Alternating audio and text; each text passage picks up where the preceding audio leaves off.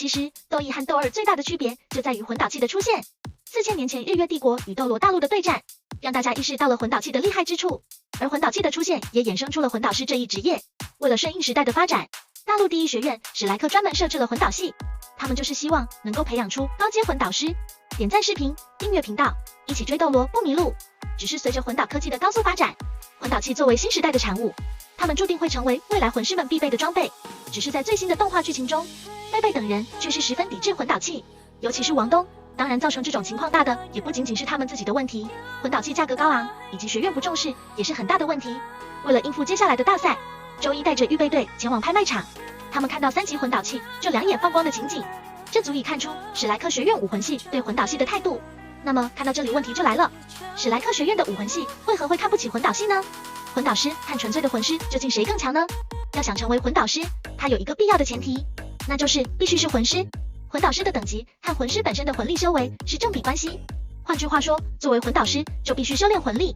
一般情况下，魂导师通常是把自己当成充能奶瓶，催动自身魂力来施展魂导器的。这就意味着放弃了自身武魂的修炼，只要利用药物来提升魂力就行了。这种情况也只是针对那些7级魂导师以下的人。如果是高阶魂导师，魂力等级也是不可或缺的，越到后面也就越难修炼。就像日月帝国的10级魂导师孔德明，他都是在大结局之时才突破到95级的。这种级别的封号，斗罗在史莱克可以说是一抓一大把。正因为如此，武魂系才会觉得学习魂导器会耽误自身修炼，并且认为魂导器就是投机取巧的工具。然而事实证明，魂导器有时候却能起到重要的作用。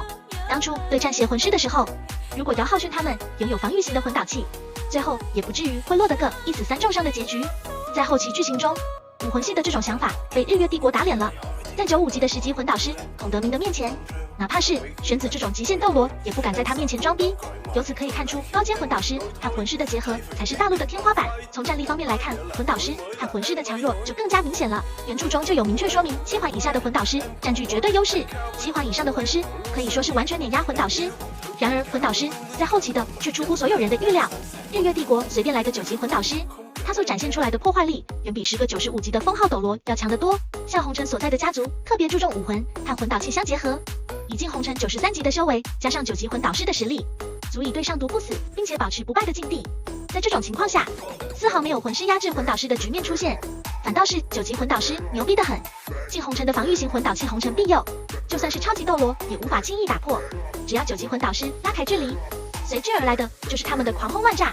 申子文发明出来的巨能穿刺等离子射线，瞬间就能秒杀一头，开启了防御的10万年魂兽。这种战绩别说是超级斗罗，就是极限斗罗都不一定能够做得到。由此便可以看出魂导师有多么的恐怖。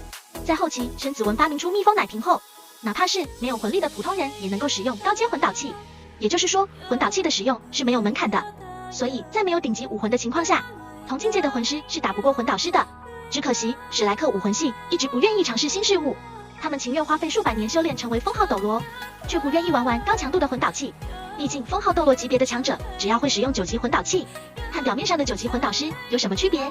只要他们会使用高阶魂导器，虐那些纯粹的魂师还不是轻而易举的吗？对此大家怎么看呢？本期内容就到这，小伙伴们记得订阅频道，点赞视频，留守小红发布的最新斗罗资讯。我们下期再会。